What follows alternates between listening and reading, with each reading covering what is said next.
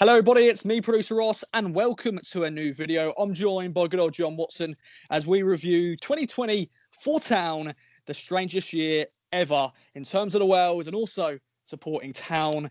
So let's go and take a look at the year as a whole, Jon, and let's get into it. So, Jon, we're going to start off on New Year's Day, and the strangest year started on New Year's Day. Paul Lambert was given a 5-year deal. I think a lot of us, Town fans were bemused about seeing this and just was so surprised. What was your thoughts on him getting that deal just before the Wycombe Wanderers game?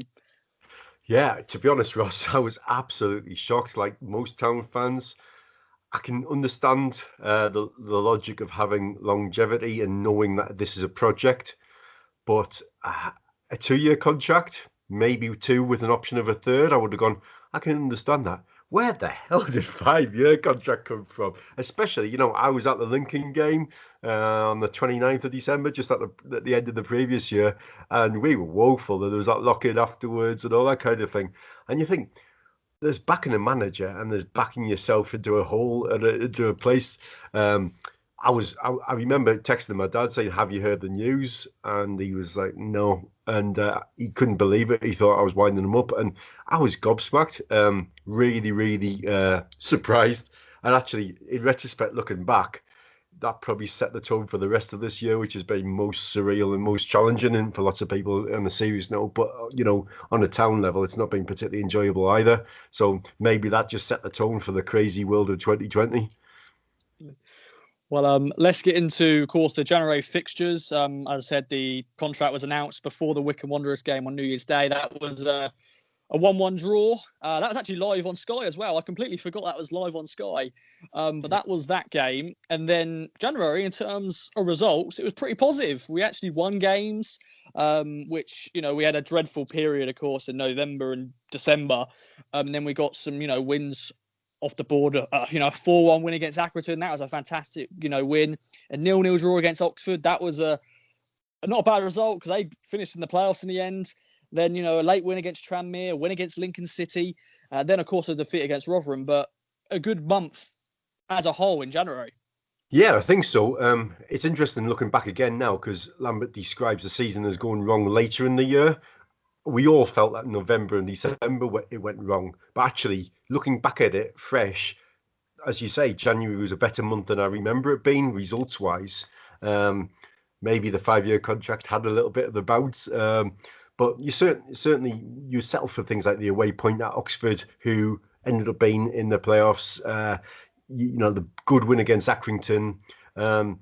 Unfortunately, the game I remember most about in January was the Rotherham game, because fairly local to where I am. I met up with a couple of Rotherham friends before and after the match, which always makes it a little bit trickier. Spoke to your good self. And I thought we were outplayed at Rotherham. And again, that ended the month on a little bit of a sour for me because Rotherham were so much better than us on that night. I remember looking and thinking we were lightweight. But as a month as a whole, yeah, you got to say, we did okay. And I think there was a lot of optimism after we beat Accrington Stanley because that was, a good score, got the points against Tranmere and Lincoln and stuff. So, yeah, a good month as a whole. And, we were buoyed by the brilliant signing, the January signing of, we're crying out for maybe somebody to replace Vincent Young or maybe a strong striker to score some goals. But we've got Josh Earl. So I think that one threw us all. And I'm sure we'll comment on it because it's part of being a Town fan. But even he had an injury after he joined us and ended up having to wear a mask because he damaged his cheekbone, if I remember correctly. But he wasn't the signing that we were hoping for. It was quite a quiet transfer window, as it often is for Town. But, we hoped for better, I think, there. To injuries, the running trend for Town this year and pretty much previous years, but it happened again this year to key players. James Norwood's had injuries. Kane Vincent-Young's been injured all year long. Bishop's come back and got injured again. And just key players have got injured, unfortunately. What's your take on that? And just, it's been frustrating. Yeah, I think it's always, oh, what if they had stayed fit, if they had, we miss people like Norwood was scoring goals, wasn't he? And he had Yeah. spells when he was scoring lots and spells when he was still in the box, maybe missing his one-on-ones, but he was still one of our better players. And to miss Norwood, to have him injured is a big blow. Sears came back in February after a long, long time out. And, but we saw Tyree Simpson come on as a sub for the first time. That shows where we were in sense of depth of squad at that point at the Blackpool game. So, yeah, injuries kind of, that's why January was a bit disappointing, I think, Ross, because we were having lots of injuries, as all clubs get when the games come thick and fast in the cold months and, long travel in January. That's just part and parcel of the game. But, yeah, we seem to suffer at least our fair share, if not more. And certainly that's just continued throughout the whole of 2020, hasn't it? Let's get into February. We started February with 2 defeats. Firstly, against Peterborough, a 4-1 home defeat. That was not a good game.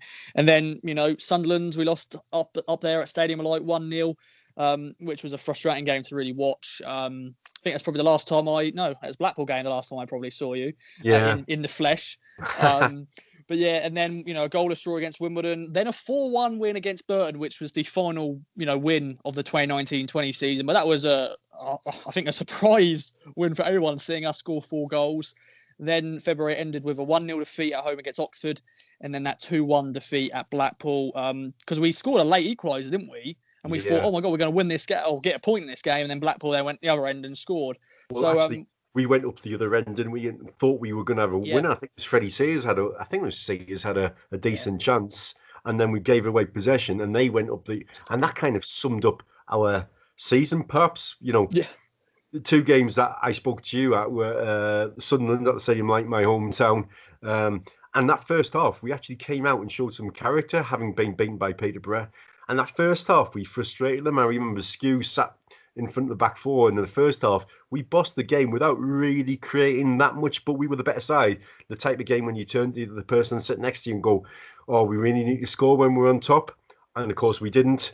And then their pressure built. The second half they came out the blocks, and we were second best throughout the second half.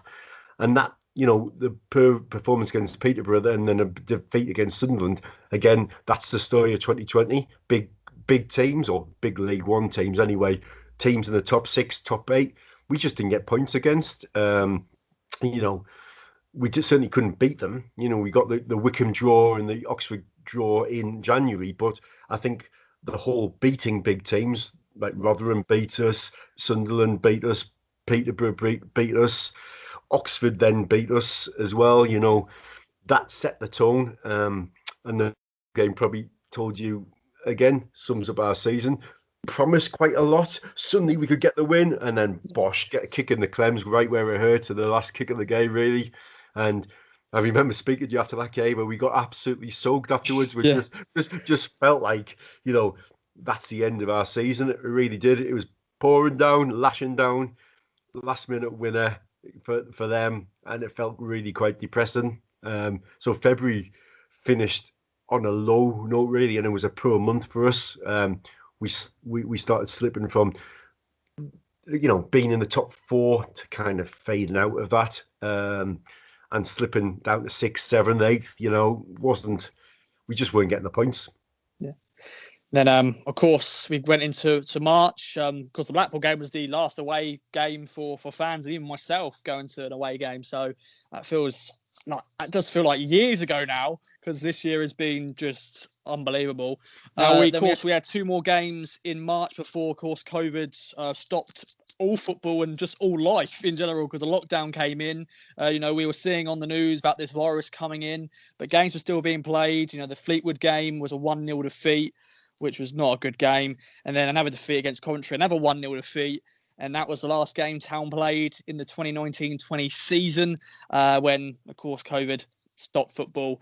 And for yourself, what are you feeling going into, March in terms of, 2 poor defeats? And, of course, a lot of things are going on in terms of just our lives, because it's changing and stuff. And, of course, eventually the season got abandoned, and, went put on, points per game, and we'll go on to where we finished and the lowest league position since the 50s. But your take on those final 2 games? Yeah, I guess like we said, the Blackpool game was one of those games when you think you should have got something out of it, but the 2-1-0 defeats at home simply aren't good enough, are they? They're just not good enough, and that really helps cement what was a. I don't think any of us felt that we were suddenly going to turn back on form, and our form was going off rather than just a bad blip. Because this had been going on November, December. January was a slightly better, a better month, but then February kind of back to being poor, really. So that was 3 out of 4 months. So it wasn't just the beginning of bad form. So it was a strange time. We all thought maybe this pandemic or virus, we who knew we were going to be talking about things like furlough and all those kind of words that we now use, and COVID secure. But we all thought that maybe it was 2 or 3 weeks lockdown and then we'll get back to normal life, and how wrong we were. But as a football fan, you have to put things in perspective. There's a lot of horrible things happening for some people. So in the grand scheme of things, it was football. Because we're talking about football and it's what we're passionate about, it was such a sad end to a season. 2-1-0 defeats. It wasn't like we were looking promising. We were on the down, really. And so when the season did come to an end, or pause, we're thinking, is the season going to start? Is the season going to continue? None of us really would have backed us if it started straight away, picking back up and doing well. I guess I was a bit naive, thinking, if we're only off for a couple of weeks, maybe Kane Vincent-Young might get fit and our season might be back up, because he was such an important player when he first came in, those games, and we really missed him. And he did something that gave us a boost. He had the drive and the energy and the skill, and he scored a couple of goals and he was really key. And you thought, well, if we are out for a couple of weeks, maybe a couple of players like Norwood could get back fit, Kane Vincent-Young could get back fit. But then, we just all sat listening to Mark, Andy and Stu kind of saying what would happen, what will happen. And then we got to the points per game, which saw us finish in our lowly position. It was 11th, wasn't it, Ross? Yeah. Which, when we sum up our season, finishing 11th in the 3rd tier, it's nothing to be excited about, is it? Nothing to be happy about. We've got to be really disappointed, because the season actually started with promise, and we started, we shook the hangover off, and then ended up mid-table mediocrity in an average league. So really quite depressing, and fits in with what was going on in the rest of the world. Really quite depressing. Yeah. Cool. Well, let's not talk about that season ever again, and we'll go on to, we found out, football was going to be coming back, but behind closed doors, and the world was still very much, a lot of things were going on. But we got told, the season's going to start in September. Of course, a lot of things were still up in the air, but we got told, first game's going to be back in September. Pre-season friendlies were announced and all that. But before that, we've got to talk about, of course, summer signings and the kits getting revealed. And I think that's what we always look forward to, don't we? To a new season. Firstly, it's the kits that come out, and the summer signings. So let's talk about the kits. I know you're wearing the home kit this year. Yeah, I put it on especially for the occasion. It's one of those things. It's sad I haven't had a chance to wear it as much as I would normally do, and it's a lovely kit. It's the best kit we've had for years, in my opinion. I love the old traditional yellow badge. The nod to 40 years for the UEFA Cup. It's a classic Adidas kit, really, with it's still got the stripes on, nice amount of blue. It's a nice blue as well. We've got rid of the horrible magical Vegas, which it has to be a good thing. Nice nod for the NHS on the back as well, and the Carers Trust. Felt more tasteful, and actually that's important to me, because Town are a good club. I've always have been. So let's not have tacky logos on and slogans on. Let's be classy, and I think it's a really classy kit. And that gave us a bit of a boost. The thought of football coming back. I don't think I've been quite as excited as for a pre-season for a long time, actually. And I got really excited about watching the games we had, and talking about who was going to come in, and listening to some of the talk. And I'm sure we'll talk about it, but one of the positives was Lambert was talking about learning lessons that had been learned from the previous season, and going into a new season. Football fans are always optimistic until the first kick of the game. We want our team to do well, so it's really exciting. But the kit certainly was a real touch of class, and I love the inscription in the neck. The quote from Robson and stuff. I think the town officials did really well with this whole kit business. Yeah. And of course, the away kit was interesting as well, and a very different road that we went down in terms of that. And luckily it has been used more this year than the previous years. We have an away kit, we never use it, but this year it's been used a few times. But a lot of people love that, but once again it's a template, but we won't get into that. I think it's a bit of a Marmite kit, isn't it? Some people love it, some people don't. I'm more for the message behind it. It was quite interesting that it's used, made from some of the recycled materials and stuff. And again, that's a nice message, and probably well done to the club for doing that. So let's talk about the summer signings. Of course, the summer transfer window was very much different to previous years because of the season finished when it did. Of course, players left like Jordan Roberts and Will Keane and Danny Rowe. And then, yes, the summer signings that were made, 3 permanent signings on the same day. Stephen Ward on a free, an experienced fullback from the Premier League. Then David Cornell, a backup goalkeeper. We saw Bart leave in January of 2020 to go to Millwall permanently. Will Norris, of course, returned to his permanent club. And then Ollie Hawkins on a free transfer from Pompey. So your take on the summer signings? Yeah, a little bit underwhelmed at first, I think. But I think having seen Ward start the season and thought harder about it, thought what a shrewd signing he is, bringing extra leadership, character, experience. I didn't realise that Chambers would be right back at the time Ward's left back. So our fullbacks are both 35 now. So that's unusual, I think. But, certainly an experienced player who's a good addition to the squad and meant to be a really good character and good pro. So good signing. I was surprised that we were after a keeper so much. I thought maybe one of the young lads would get the nod, but actually Cornell's kind of first team currently. So obviously they're not fully convinced on Holy, so it's good competition anyway. Ollie Hawkins, I think he's got a lot to offer. He's a good squad player, good team player, very unselfish, but we were linked with people like what's his name, who's gone to Peterborough, Clark Harris. Yeah. And he's banging in goals, and you think, God, it would have been nice if we were anywhere close to getting somebody like him. Obviously he went for big money to Peterborough to replace Ivan Toney. But it would have been nice to bring in a few higher quality players as well. But there's nothing wrong with the 3 we brought in. I personally would have kept Rowe. He's a proper winger, which we've lacked at times. And I know lots of people like from the pod, people like David and Thomas would talk about Will Keane, better in a 4-3-3 as the person who can hold up a ball, certainly better than Jackson in that role.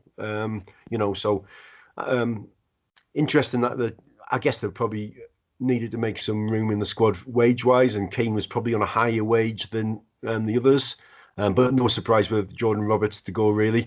And I guess you could argue that Toto Enciala was the surprise return. It was almost like a new signing because he started off the season in the first team reckoning when he was so far out of the picture and out on loan the previous year. And then, of course, we brought in 2 loanees as well.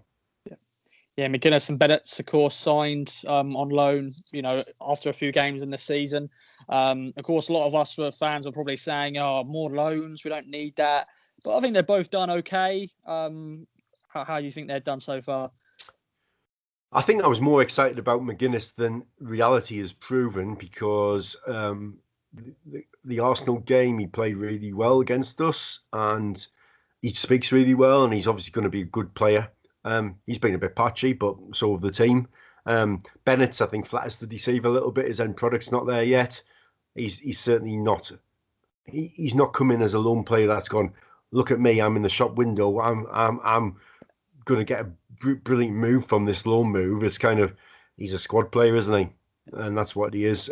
Yeah, not against him, but I think I can understand people's arguments for things like why are we developing Arsenal's players rather than Korean Darber or that kind of one of our own youngsters, because actually if we're building a future, then let's use some of our own. And we've had to use a lot of them this season as well. So yeah, but again, none of them are particularly exciting signings. Keenan Bennett, yeah, he's okay. I still would have liked to see Marcus Evans back Lambert a little bit, because when Lambert went out and had a little bit of money to spend and signed Kane Vincent-Young, for example, what a difference. He was a step up above what we had in in comparison to Jordan Spence and Josh Emmanuel. And, that was a step up then. So I'm not always Paul Lambert's biggest fan, but if that's what him and his coaching team have identified as a player, then hopefully if there was a little bit of money out there, he brought Norwood to the club and he's a decent striker for this division, etc. Maybe he could bring a few to give us a bit of help. The boys need a bit of help, to use one of Lambert's favourite expressions. So not excited by the signings, but it was steady, I think, and Ward was probably the better signing for me, character-wise. Of course, a big talking point in the summer transfer window. Of course, Downs was linked to Crystal Palace very heavily. It was the Downs saga. Of course, also Jackson was linked to a few championship clubs, and they're both still at the club. Unfortunately, Downs got injured, but that was good news that they both stayed. But a lot of fans, of course, were actually going, Downs go, because if Downs, of course, put in a transfer request, we'll figure out what he will do when he does come back from his injury. But what are you feeling back then with Downs, linked to Crystal Palace, a dream move for him in terms of a Premier League club? You couldn't have blamed the lad for going, and you can understand why his head was turned or whatever. I think Downs is our best player, and certainly was our best player at that point. The injury curse is struck because he came on, didn't he? We made all our subs. The one game Lambert made all his substitutions, and then Downs has to go off, and we play with 10 men.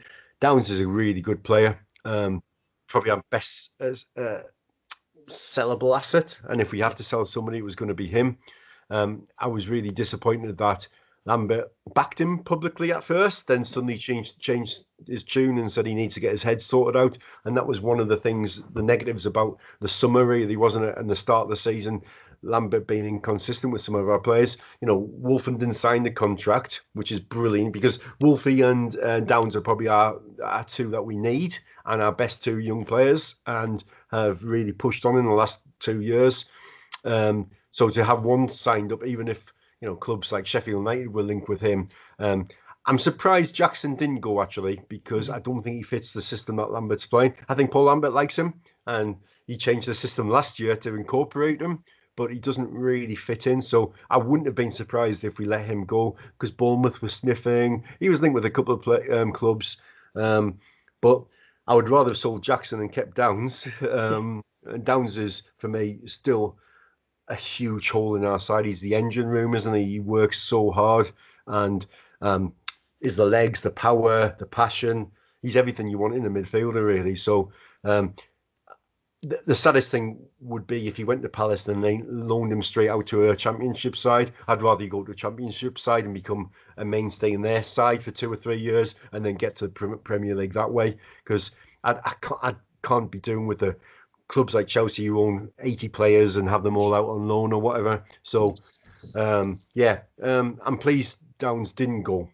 Well, let's get into the first few games of the season. It was another positive start. 2-0 was the scoreline for Town. The first game, of course, was against Wigan, just been relegated from the Premier League. They had a lot of problems, of course. We didn't know what sort of side they were going to put out because their administration and all that. It was live on Sky. And I think us fans were dreading, oh God, we're going to lose on Sky again. But finally, the Sky curse was gone. We beat them 2-0. And then after that was another 2-0 win away at Bristol Rovers, then a 2-0 win against Rochdale. How are you feeling actually before going into these games? What was your prediction in terms of, do you think we were going to get in the playoffs? Were you happy going into the start of the season? Yeah, well, it was a cracking start to the season. We had the EFL stuff as well, but league-wise, we won our first three games 2-0, which was really positive. But just before the season started, I thought if I had to list the positives and the negatives, for me, the positives were Paul Lambert said he learned from mistakes and they were ready for the season ahead. He said he was going to have a fixed team and a fixed way of playing, and players were going to keep the shirt. And it became very clear that we were going to play a 4-3-3, which at the beginning of the season seemed to be working. The extra positives for me were people like Lancaster and Bishop being back, because they're like new signings. We haven't seen them for that long. Teddy Bishop is a joy to watch. I've seen a few YouTube clips again popping up on timelines and on Twitter and stuff about from 5-6 years ago when he was crossing balls, and I think, God, he's a good player. Dazelle getting into the team and becoming a central character, they're positives. Return of people like Amir Hughes to fitness. We've already mentioned the shirt. Obviously, you have to mention Kings of Anglia. That's a positive for any season.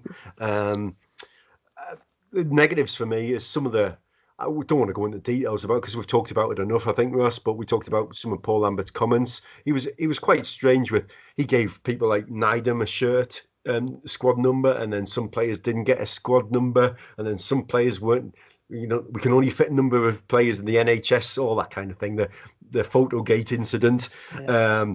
And then his kind of comments about we're really, really good, we're really, really good. And then the negatives are also the injuries that started piling up already at the start of the season. So I felt fairly confident going in. I'm always optimistic at the beginning of the season, and I was really confident that we were going to do better this season. And we started really well. So September on paper, really good. Really, really good. Yes, really, really good. Then October started with a draw against MK Dons. Of course, that was a game where Downs got injured, and it started with a lot of injuries in that game. Then the 4-1 win against Blackpool, which was what a game that was. What a performance. My boy Guyon scoring 2 goals. Chambers scored an absolute rocket. It was a good day all round up at Blackpool. Then a 2-0 win, of course, against Accrington Stanley. Before then it was Doncaster 4-1 defeat, Lincoln 1-0 win. But then there was 2 1-0 wins against Gillingham and Crewe. So it was a mixed sort of month, really, and it was a sort of the start of something, though. Yeah, I think the Blackpool game was certainly the highlight of the season so far because we were incisive and we were positive and we took our chances, which, sometimes we don't do.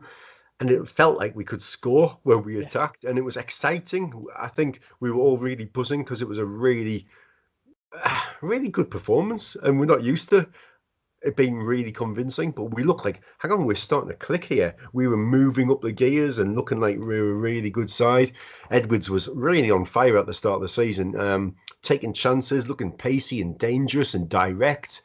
And that has to be the highlight of the season so far, really. We were all really happy after that. And I think, we followed that up with the win against Accrington. The Doncaster defeat was a horrible one because we just didn't play well. They outpassed us. And again, suddenly they weren't in the top half at that time or bang mid-tables. But that's one of the teams who finished above us last season and suddenly beat us. And then we go to Lincoln, and they beat us. And then, we win against Gillingham. Crewe played really well, actually. I thought they were probably one of the best sides. It was probably one of the best performances from a team against us this season, ironically, and we won. So at least we got those 2 1-0s at the end of the month to pick us back up. But so you would probably say the season was steady rather than good by that point because we had those first blips, I think. Yeah, and then November was not a good month. Of course, it started with a 2-1 defeat at Sunderland, then just about beat Shrewsbury, whatever you call them. It was a robbery. We were sort of saying, Lancaster scoring a late winner. Another positive, of course, Lancaster, coming back from his injury, his layoff. And then it was the start of just 3 really terrible games. The 3-0 home defeat against Hull, 2-0 home defeat against Charlton, then the goalless draw against Oxford. And then, of course, as well in November was the FA Cup defeat against Portsmouth in the first round. firstly, the draw was just dreadful. Getting Yep. another same league position in the cup. We were hoping a non-league tie or at least a League Two team that we haven't played in years, or even maybe not even played before. But we got Portsmouth. It went to extra time. They went on to win, and we're out the FA Cup on the first hurdle once again. But Standard Ipswich, mate. Standard Ipswich. Pretty much every year out the FA Cup, pretty much early doors. But November was not a good month, was it? No, I think that defeat at Sunderland started something really, because it was a tight game and there was bits in it that were positive, but that was, if I remember correctly, is that when Dazelle got sent off? Yes, it was Sunderland game. I think it was, and we started thinking that we were hard done to by referees, and that rub of the green just wasn't going our way at that point. We started picking up injuries, suspensions, sending offs, and that kind of thing. The victory against Shrewsbury was really, we were lucky to get something out of that. Yeah. Really lucky to get something out of that. And then, of course, against my dad's team, Hull, we got outplayed. They're not a good team. I still maintain that. They're a year behind us. They're going to fall away this season, and they're going to be an absolute mess, just like we are. But they took their chances. They did to us what we did to Blackpool. They played more attacking, more positive football, and we never looked like getting back into that game. And then Charlton, same thing happened. We were second best, and they looked fitter, hungrier, just better. You look at those two games. The theory again of the teams who are big clubs or high up in the table, Charlton, Hull, beating us. And Portsmouth in the cup, of course. Sunderland. There's a pattern of our League One experience so far. Any side in the top 8 beat us. Yeah. And I mentioned, of course, the Oxford goalless draw. That was actually the 1st of December. I jumped a month, but December saw us, have that draw. Then we beat Plymouth 2-1 against the 10 men of Plymouth. Then a 2-0 defeat against Portsmouth at home, which again, then a good thing about that game though was fans returned for the first time since March. 2,000 Town fans were in the ground, which was just great to see. I've been lucky to, I don't know if I can say lucky that I've been able to go to games behind closed doors, because it is just a soulless place to be. Portland Road's a nice stadium, but with no fans in there, it just doesn't appeal to anybody, I don't think. And for the players, it must be a weird feeling. But it was good to see fans back. Unfortunately, not the game they were hoping for. A very disappointing 2-0 defeat against Portsmouth.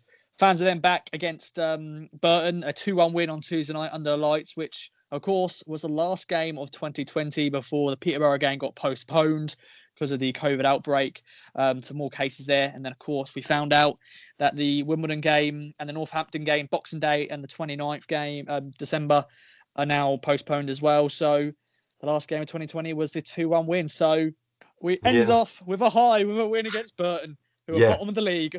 The high beating Burton narrowly 2-1, and they're bottom of the league. That says something about where we are, Ross, because the Portsmouth performance, we weren't good enough again against the big side. And the positive for December, and I will try to find positives, Dazelle signing a new contract. He's made himself one of the first names on the team sheet this season. And other than his 5th booking and his sending off, the only time he hasn't played is suspension, isn't it? He's been the holding midfielder. And we talked about injuries. The curse of, we haven't seen Cole Skuse all season. Some fans will be happy about that. I personally always think he's an underrated player. He does a lot, but Dazelle's taken that role, that deep lying midfielder who, and his passing's been a breath of fresh air at times. And one of the few true positives we can take from the season. Bishop being back, Edwards being back, and Dazelle, they're probably the 3 biggest positives for me, and 2 of them are now injured. And haven't we missed Edwards and haven't we missed Bishop in November and December? Because without those 2, we're being a lesser team. I think 2020 is finishing for Ipswich Town in a similar kind of bizarre fashion that it started. We'd come a full loop. The contract for Lambert, fans calling for Lambert to be sacked, banners on the training ground, Lambert out, shambit out, all that kind of thing, and TikTok times ticking Evans, all those kind of comments. I think people gave Paul Lambert a pass for the relegation. Yeah. I've said before to you that I clap the players, and I sometimes look back and thinking, have I accepted mediocrity? We've gone down. COVID saved him last season. Now, bless him, he's got COVID, and I hope him and his family are well. Because we don't wish anybody any ill. I hope him and any of the players and staff affected get fit and well. But the fact that we're not going to have any games over Christmas kind of sums up what it's like to be a Town supporter. Perhaps it's the best chance of being not being too disappointed over Christmas. Yeah. But we'll miss our Christmas football, won't we? And fans being back was brilliant. The one positive is we've been able to watch more. Well, I've certainly been able to watch more games this season. I've watched every game on iFollow. Sometimes with the camera going all over the place, with the wonky cameraman made of sponge. But at least I've been able to see more of Town. But having the fans back in the ground and hearing them. Obviously, the downside for Marcus Evans is having fans back is fans now get to see the real game, because apparently on iFollow we don't get to see the real game. So, we've had in December as well, we've had the bizarre Marcus Evans comments and the poor choice of language about careful what you wish for, which they've since apologised for, but even that was half-hearted. If you were upset by it, then I'm sorry, rather than I should never have said that. That was a stupid thing to say. What a bizarre year 2020's been. A manager with a deal that he hasn't really merited. Injuries galore. A team that promised something and didn't deliver last season, and a team that started this season well and is tailing off, and the injuries mount up. So let's hope 2021 is a better year, mate. That's all I can say for Ipswich Town and of course for everybody else out there. Definitely. And that is it then. The review of 2020. Let's forget about this year forever, which, is going to be in the history books in terms of the world, and it will still be in the history books of Ipswich Town as well. But Jon, it's been an absolute pleasure to have you involved in the game day videos throughout the year, and of course in today's video as well. Thank you all for watching as well. Let us know in the comments down below your thoughts, your highs, your lows of 2020 for Town, and hopefully, as Jon said, 2021 will be better for everybody in the world and also supporting Town. So there we go. I've been producer Ross, and we'll catch you in the next video.